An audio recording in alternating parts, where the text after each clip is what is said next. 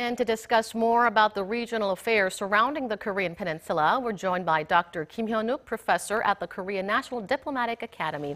Good to see you again, Dr. Kim. Thanks for joining us. So South Korea appears to be getting busy after its historic talks with a high-ranking North Korean delegation. Vice Unification Minister Chun Hae-sung met with Japanese and Chinese ambassadors to South Korea. And I believe he's also meeting with acting U.S. ambassador as we speak. What do you think is the primary focus of those talks? Well, I think the primary focus is to continue the momentum that we have made throughout the meeting with North Korean representatives. Chinese have been very inactive so far in working and as a mediator in North Korea issues and North Korean nuclear issues. Maybe that's because of Trump government's hardline policy towards China. There have been sanctions posed on North Korea and also China. And I think Chinese position has not changed. China also posed a solution of this matters by dialogue. But these kinds of Chinese efforts have not come true so far. So I think one important thing we have to do is bring China into the arena to take a more active role as a mediator, maybe South Korea and China all together, for a ultimate goal of North Korea and the U.S. dialogue. Japan is very hardline. Japanese advice on the U.S. policy towards North Korea has become very pivotal. I mean, influential in the U.S. policy making on North Korea. Abe Shinzo, Prime Minister Abe Shinzo, always think about his domestic, popularity, popular votes by Japanese people. So hardline policy is very contributing to his ultimate goal of revising constitution in Japan. So maybe this kinds of policies of Japan is contradicting with South Korean efforts now.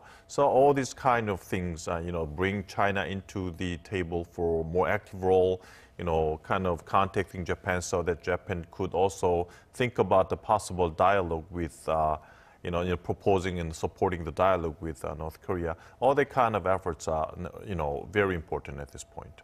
And on that note, the U.S. and Japan are making it clear that they will not be fooled by North Korea's Olympics charms offensive.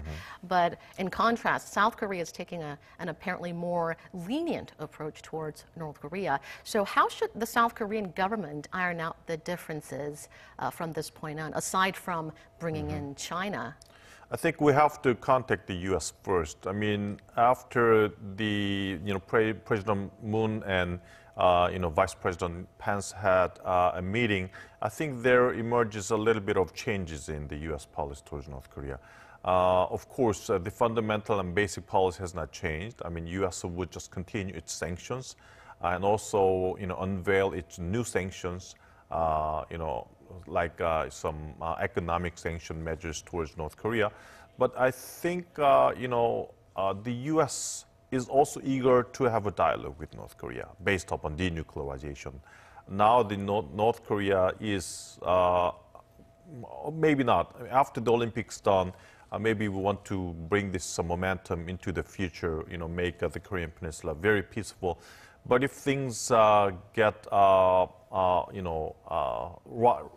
I mean, some kinds of other provocative behaviors, including test of ICBMs, is possible. Which is possible, yes. And the U.S. is very wary now that, the completion of North Korean ICBM capabilities is just a few months away. And that is considered as a red line for the United States. ICBM, North Korea having a fully developed, nuclear ICBM capability is making U.S. strategy very much in chaotic situations. So the U.S. wants to have a dialogue with North Korea, very eager to have a dialogue with North Korea, stop North Korean, development of nuclear weapons and ICBM capabilities. So I think these kinds of situations and positions of U.S. is now giving more and more opportunities for the future North Korea-U.S. dialogue. Well, President Moon Jae-in yesterday has also stated that the U.S. has actually expressed its will to hold talks with North Korea, and U.S. Vice President Mike Pence, on his way back to the U.S. from Pyeongchang, also signaled the possibility of Washington-Pyongyang talks. So do you think the talks can be materialized? It depends upon North Korea now. I mean, I think the U.S. is kind of leaving an initiative to South Korean government. South Korea now have utilized the Olympic Games and now came up with a possible summit meeting with North Korea, which I think is a very important pathway for denuclearization. But of course, how we can make it is an important homework, and I think that all depends upon how South Korea mediates between North Korea and the United States. But I think from the U.S. perspective, U.S. position, that's something that is worth to try and then see what happens. Of course, if that is not successful, U.S. will just go back to its hardline policies. But U.S. position, I think, is okay, see what happens and see what South Korean government can do, see what the position of North Korea is about. If North Korea is really serious about denuclearization, then U.S. would just go in and talk with North Korea, I think. Now, the possibility of inter-Korean summit has emerged with North Korean leader Kim Jong-un's sister Kim Yo-jong proposing to President Moon Jae-in to hold inter-Korean summit. Which one do you think will come first, inter-Korean summit or Washington-Pyongyang talks? That is something the South Korean government has to make a very, delicate balance. I mean, now it seems like, North-South relations and dialogue is going too much. I mean, of course, some experts will say that, okay, this is Korean affair. We have to develop our relationship with North Korea, but we have to think very, cold-heartedly. I mean, what is North Korean strategies? Would Kim Jong-un really seriously consider, two countries, one nation, get together, make basis for unification? I don't think so. I mean, he is really thinking much about his power consolidation. So he's very strategically approaching these issues. And if things does not, coalesce with his interests, I think he would just jump out of the dialogue mood now.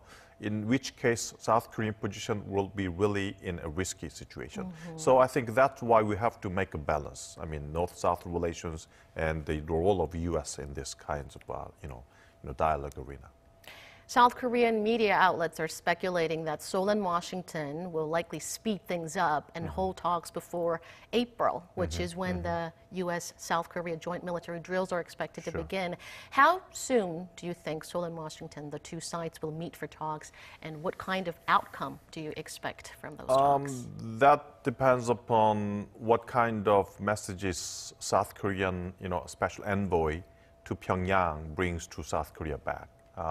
Maybe there will be more detailed practical coordination going on now. After things get settled down, I think South Korean government will send out the special envoy to North Korea, Pyongyang, make things all settled down, accept the North Korean positions. And then we have to, deliver it to the United States. We can have a talk with, United States. Okay, this is North Korean position. Okay, North Korea is willing to give up its nuclear weapons under the conditions of this and that and this and that. And the U.S. should accept that. All these kind of negotiations is something we have to do before the end of March, because you mentioned that in April there is a joint military exercises scheduled. So I think before then we have to make the momentum and some kinds of outcomes possibly that could lead to the dialogue between North Korea and the United States. The Trump administration is also expected to announce additional sanctions on North Korea sometime this month, this time on maritime interdiction. Do you think those new, fresh sanctions could have an impact on the thawing inter-Korean relations?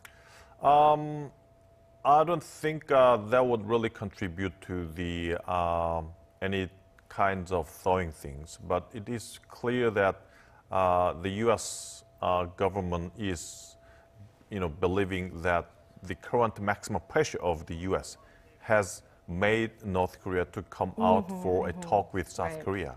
So I think under this condition in which there is some kinds of possibility that North would come out for talk, but to make sure that they are here for denuclearization, I think the U.S. needs to continue and bolster its sanctions on North Korea, including maritime interdiction and further economic sanctions on North Korea. So I think these sanctions will continue from the U.S. side, and for the time being, until North Korea shows some convincible progresses in denuclearization, I think the sanction measures by U.S. would continue.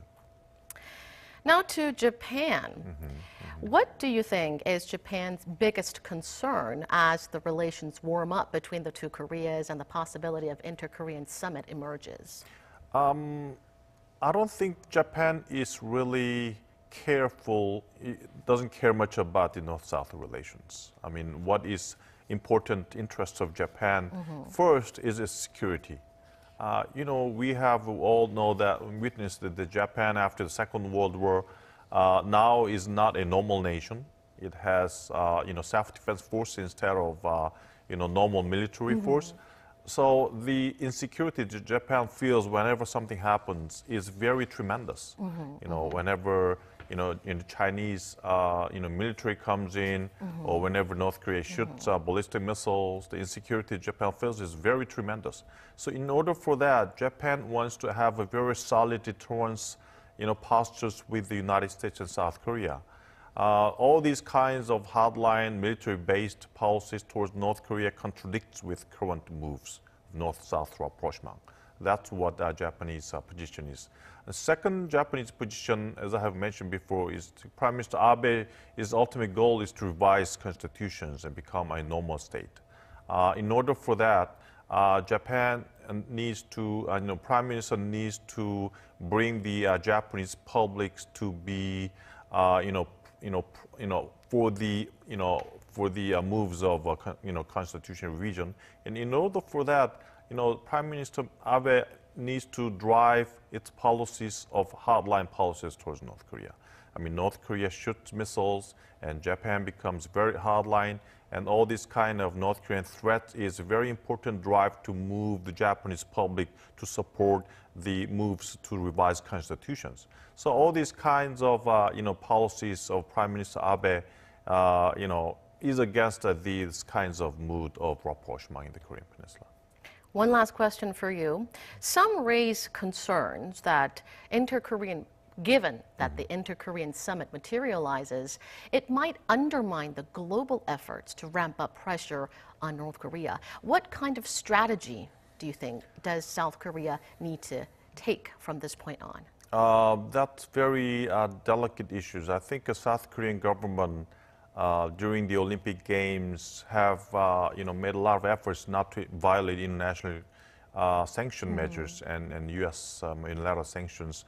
But I think during the Olympic Games, all these kinds of violations of sanctions have been accepted as exceptional, measures during the Olympic Games. But after the Olympics done, I think if we move forward, develop our relationship with North Korea, and also, hopefully come up with the North Korea and the U.S. dialogue.